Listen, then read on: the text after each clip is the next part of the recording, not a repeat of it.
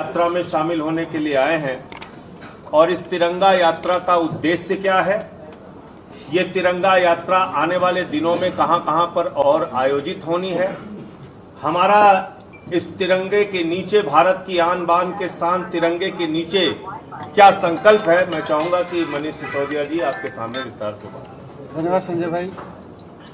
आज आम आदमी पार्टी उत्तर प्रदेश तिरंगा यात्रा का आगाज कर रही है। आदरणीय सांसद संजय जी के नेतृत्व में, शिवाजीत भाई के नेतृत्व में और उत्तर प्रदेश में आम आदमी पार्टी का एक एक कार्यकर्ता इस तिरंगा यात्रा के साथ एक संकल्प लेगा। ये तिरंगा यात्रा आज़ादी के 75वें वर्ष में आयोजित हो रही है। हम सब जानते हैं कि देश के कोने में और दुनिया के कोने में कहीं भी कोई भारतीय खड़ा होता है तो तिरंगे को देख के उसका सीना चौड़ा होता है, तिरंगे को देख के उसके अंदर देशभक्ति जागती है, तिरंगे को देख के उसके अंदर देश के प्रति प्रेम उभर पड़ता है। लेकिन हम तो सब लोग अपने तिरंगे को अपनी आन बान शान मानते हैं, लेकिन 75 वर्ष के आज़ादी के इतिहास में देश की राजनीति ने तिरंगे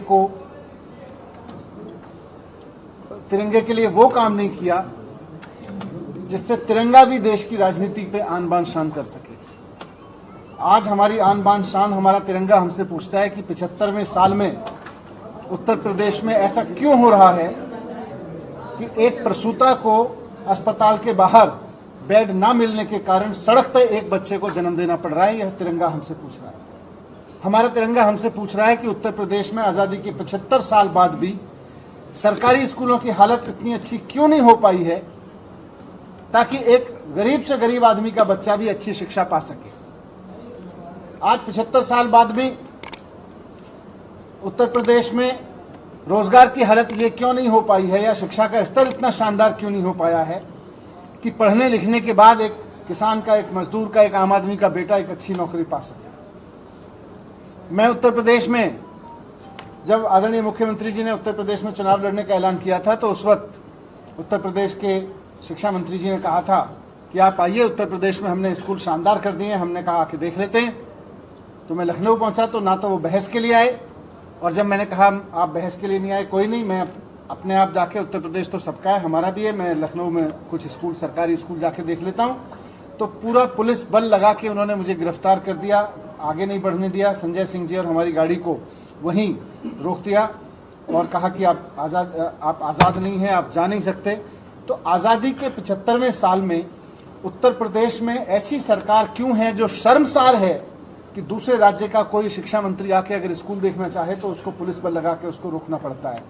इससे तिरंगे की आन बान शान में कमजोरी आती है। जब कोई प्रसूता सड़क पे अपने बच्चे को जन्म देती है तो हम तो तिरंगे पे आन बान शान मानते हैं, लेकिन तिरंगे की आन बान शान में कमी तो आती है आज़ादी के 75वें साल में। आज आज़ादी के 75वें साल में अगर उत्तर प्रदेश के सरकारी स्कूल में मिड डे मील के नाम पर नून तेल नमक खिलाया जाता है, और जब आप में से कोई पत्रकार उसको आवाज़ उठाता है कि ये मिड डे मील का पैसा कहाँ गया, नून तेल क्यों खिलाया जा रहा है बच्चों को, नून तेल रोटी क्यों खिलाई जा रही है, तो उसको 6 महीने की सज़ा दे दी जाती है, जेल में उठा के डाल दिया जाता है। तो आज़ादी के 75वें साल में ऐसा क्यों हो रहा है, ये सारे सवाल हैं आज उत्तर प्रदेश की राजनीति से भी। आज उत्तर प्रदेश में एक बहुत ही नाकारा सरकार जो केवल विज्ञापन के दम पे चल रही है, जो केवल प्रशासन के दम पर किसी भी सवाल को कुचलने के दम पे चल रही है। महिलाओं की कोई सुरक्षा नहीं है, युवाओं को कुछ सुरक्षा नहीं है, किसानों के लिए कोई सुरक्षा नहीं है, रोजगार नहीं है, वैसी एक सरकार चल रही है। तो वैसी सरकार को बदलने के लिए और साथ साथ तिरंगे की उस आन बान शान जिसके लिए हमारा तिरंगा हकदार है कि इस तिरंगे के नीचे बैठे हर एक बच्चे को अच्छी शिक्षा मिल सके, इस तिरंगे के नीचे बैठे हुई हर महिला को अच्छी सुरक्षा मिल सके, हर किसान को उसकी फसलों का अच्छा दाम मिल सके, इस तिरंगे के नीचे बैठे हर व्यक्ति को अच्छा इलाज मिल सके, इस संकल्प के साथ हम और हमारी पार्टी के लोग, हमारे आम आदमी पार्टी के उत्तर प्रदेश के तमाम कार्यकर्ता तिरंगा संकल्प यात्रा निकाल रहे हैं और ये संकल्प लेंगे कि हम इस आन बान शान को, इस तिरंगे के नीचे खड़े हुए आम आदमी की आन बान शान को वापस लेके आए। अभी आपको जिला प्रशासन ने तिरंगा यात्रा के लिए दिया नहीं थी, क्योंकि उसमें एसपी सिटी की रिपोर्ट का हवाला देते हुए अनुमति निरस्त करने की बात कही गई है। आप तिरंगा यात्रा निकालने की बात कर रहे हैं तो क्या स्थिति है? जी बताएंगे कि अभी शायद मेरा सवाल है कि आप उत्तर प्रदेश में आए हैं, उत्तर प्रदेश में आपका स्वागत है, लेकिन यहाँ पर हर 1 किलोमीटर पर एक शाहीन बाग है। यहाँ धर्म और जाति के आधार की राजनीति होती है। आम आदमी पार्टी उसको कैसे तोड़ेगी? क्या सॉल्यूशन है आम आदमी पार्टी के? आम आदमी पार्टी तिरंगे के नीचे खड़े हर धर्म हर जाति के आदमी को अच्छी शिक्षा देने की गारंटी की बात करती है। और दिल्ली जैसा राज्य जहां ना हमारे पास में ज़मीन के अधिकार हैं सरकार के पास, ना वहाँ पुलिस है, ना प्रशासन की ट्रांसफ़र पोस्टिंग में हमारा नियंत्रण है, उसके बावजूद हम कहते हैं वहाँ तो 2/3 सरकार है। उस 2/3 सरकार के बावजूद अगर 5 साल के अंदर अंदर दिल्ली के सरकारी स्कूल इतने अच्छे हो सकते हैं कि वहाँ एक मजदूर का, एक किसान का, एक प्रेस वाले का बेटा जाके IIT में जाके एरोस्पेस इंजीनियरिंग की पढ़ाई कर रहा है, तो उत्तर प्रदेश में क्यों नहीं हो सकते? आज उत्तर प्रदेश का आदमी अच्छे स्कूल चाहता है, वो किसी भी धर्म का हो, किसी भी जाति का हो, वो चाहता है कि उसकी बेटी अगर गर्भवती हो तो उसे सड़क पे अपने बच्चे को जन्म न देना पड़े। ये हाल की घटना है, इसलिए मेरे मन में ज़्यादा पीड़ा है इस पर।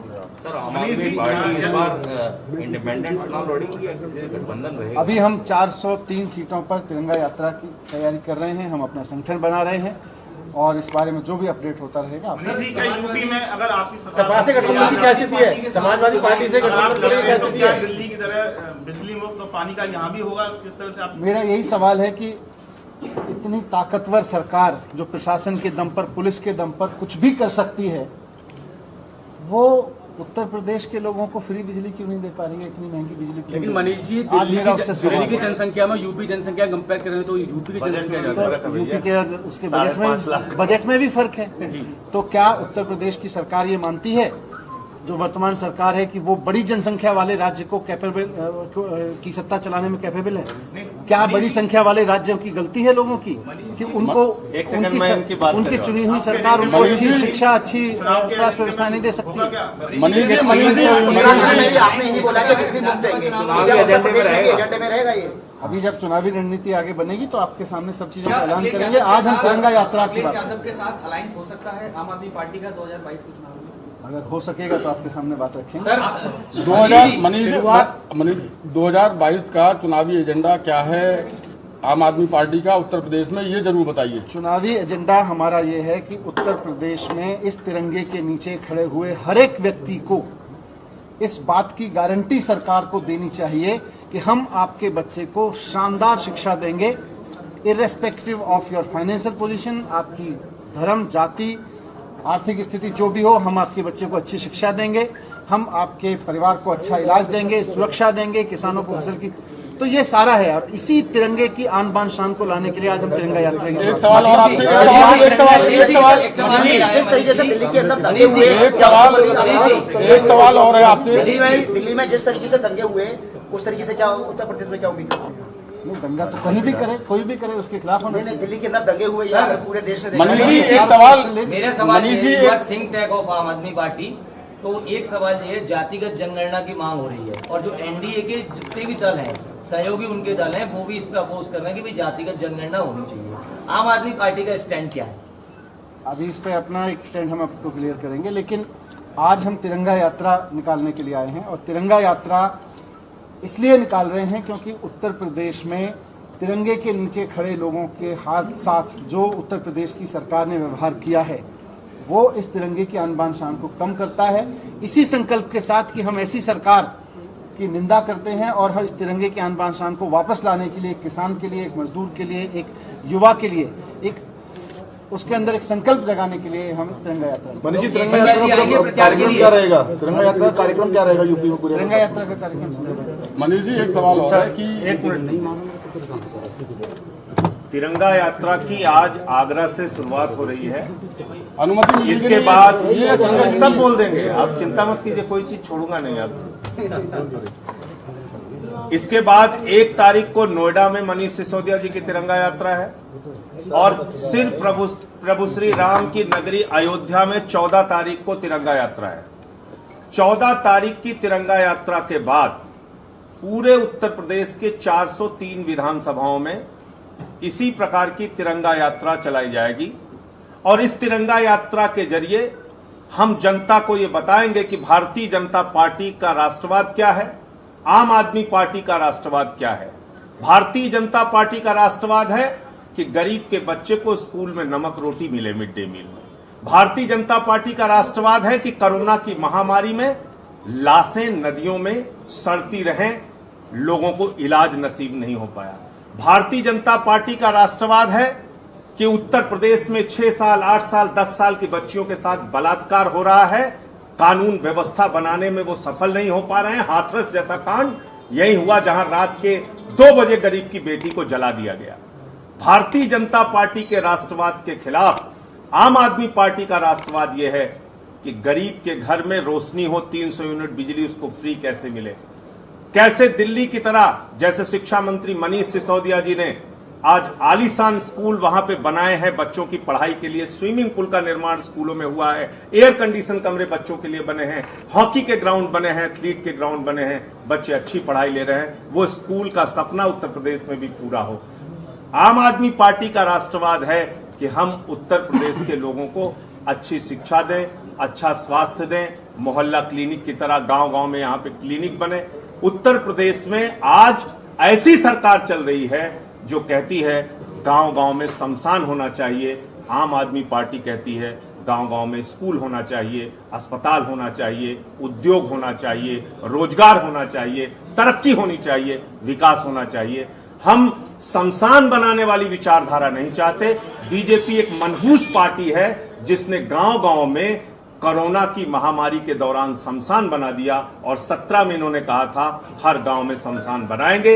ये शमशान बनाने वाली मनहूस पार्टी है और हम स्कूल, अस्पताल बनाने वाली, फ्री बिजली देने वाली, माताओं बहनों को फ्री बस की यात्रा देने वाली आम आदमी पार्टी है जो कानून व्यवस्था के लिए भी काम करेगी, शिक्षा, स्वास्थ्य, बिजली, पानी के लिए भी काम करेगी। तिरंगा यात्रा 403 विधानसभाओं में पूरे उत्तर प्रदेश में मनीष सिसोदिया जी के अयोध्या यात्रा के बाद आयोजित की जाएगी। मोदी और योगी कहते हैं कि यूपी नंबर 1 है। किस चीज में नंबर 1 है? क्राइम में नंबर 1 है, दिल्ली तक वोटिंग लगी, अस्पताल के बदहाली में नंबर 1 है, कोरोना की महामारी में नंबर 1 है। किस चीज में नंबर 1 है यूपी? जहां पे 8 साल उत्तर प्रदेश इस चीज में नंबर 1 है। मैं बता रहा हूं, अब तक आप लोगों ने सुना होगा डाकू फरार, माफिया फरार, चोर फरार, डकैत फरार। यहाँ पे इंद्रकांत त्रिपाठी की हत्या करने वाला एसएसपी फरार है, 302 का मुलजिम। जिस राज्य में एसएसपी फरार हो रहा है वो आप समझ सकते हैं कानून व्यवस्था की हालत क्या होगी। सर अमिताभ ठाकुर को एक IPS है, उनको जेल में भेजा गया, आप क्या मानते हैं? देखिए, हम कड़े शब्दों में भर्त्सना करते हैं और एक पूर्व IG को इस प्रकार से आतंकवादियों की तरह गिरफ्तार करना पूरी तरह गलत है और हम इसकी भर्त्सना करते हैं। FIR लिख दी गई है तो यही काम कर रहे हैं। हमारे मुख्यमंत्री मुकदमा मंत्री हैं। ऑक्सीमीटर और थर्मोमीटर में घोटाला हुआ इस सरकार में, बेसिक शिक्षा मंत्री का घोटाला हुआ इस सरकार में, जल जीवन मिशन में हजारों करोड़ का घोटाला हुआ इस सरकार में। तो पानी चोरी से लेकर चंदा चोरी तक सारा काम तो ये कर रहे हैं। प्रभु श्री राम के नाम पे चंदा चोरी कर रहे हैं लोग। तो इसलिए बदलने की भी बात चल रही है यूपी में, कई शहरों के काम बदलने की जरूरत है। संजय जी अभी आपने कोरोना महामारी की बात करी, लेकिन कोरोना महामारी में तो दिल्ली की स्वास्थ्य सेवाएं भी फेल हुई थी जब कोरोना। दिल्ली की स्वास्थ्य सेवाएं देश में नंबर 1 अव्वल थी। दिल्ली वो राज्य था जहां पे देश नहीं एशिया का सबसे बड़ा हॉस्पिटल 10,000 बेड का हॉस्पिटल बना। लेकिन दिल्ली वो राज्य था, सुनिए सुन तो लीजिए, आप धैर्य से सुन लीजिए। दिल्ली वो राज्य था जहां पे ऑक्सीजन बेड, जहां पे ICU बेड, जहां पे लोगों की दवाएं, लोगों का इलाज बेहतर करने के लिए दिन रात हमारे मुख्यमंत्री, उप मुख्यमंत्री, पूरी सरकार काम करती रही। उत्तर प्रदेश वो राज्य था जहां पे लाशों को छिपाने के लिए टीन सेट लगाए जा रहे थे, जहां पे 12,000 का सिलेंडर 55,000 में खरीदा जा रहा था, जहां पे 800 का ऑक्सीमीटर 5,000 में खरीदा जा रहा था, 1600 का थर्मोमीटर 13,000 में खरीदा जा रहा था। आपदा में अवसर तलाश रहे थे। जब उत्तर प्रदेश की कोरोना की महामारी में लोगों की जान जा रही थी, ये प्रभु श्री राम के मंदिर के निर्माण के नाम पे चंदा चोरी कर रहे थे।